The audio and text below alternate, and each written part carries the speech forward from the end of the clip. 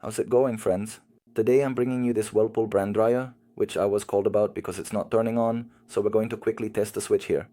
The door switch is working. If it were broken, the little lever I just pressed, then it wouldn't turn on either. Here we're going to select a few minutes to press play to see if it's really not turning on, and it's not turning on at all, even though it's connected to the power. So we're going to disconnect this cable, and with a 1/4 inch socket, we're going to remove this panel we have here. We're only going to need this 1/4 inch socket we have here. So with all the screws removed, here are all the screws that would hold this panel. There are approximately 9 screws, 3 on one side, 3 on the other, and another 3 on the top. So we remove this entire vent hose and take off the entire panel completely. What are we going to do? Well, here are our thermostats, but if it had been any of these, it would turn on but not heat up, yet it doesn't even turn on. So we go directly to the thermal fuse, which is this one we have here. We disconnect it and are going to join those same wires. We will join it very carefully so it doesn't touch any metal. If you're going to leave it like that just for testing, make sure it doesn't touch any metal.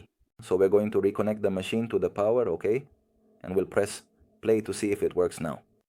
Then we go to the front and press play for a moment to see if it turns on, and we open the lid and notice that now it is working. So we only have 2 options. One is to replace it, the entire new part, and the other is to splice it, which we can also do. Here is the new part, and it can be left like this in case you don't have it. You can splice these wires correctly, strip them, and join them, okay? Why? Because it has more safety thermostats. It has 3 more. With 3 more it can stay, but you can't remove any others. In other words, there are 4. You can't have 2 out of 4, nor 1 out of 4. No. In this case, it's just 1 out of 3, which is being removed. So, well, with all this replaced, we're going to reconnect the power, okay? Here's the part that was damaged. Everything is connected now, the new part, and we're going to hit play again. Let's go to the front so you can see that nothing is edited.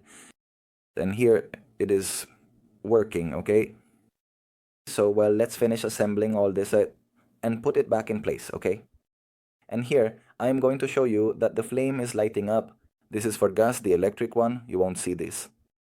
Well, friends, that's all for this video. I hope you liked it, and stay tuned. Until next time.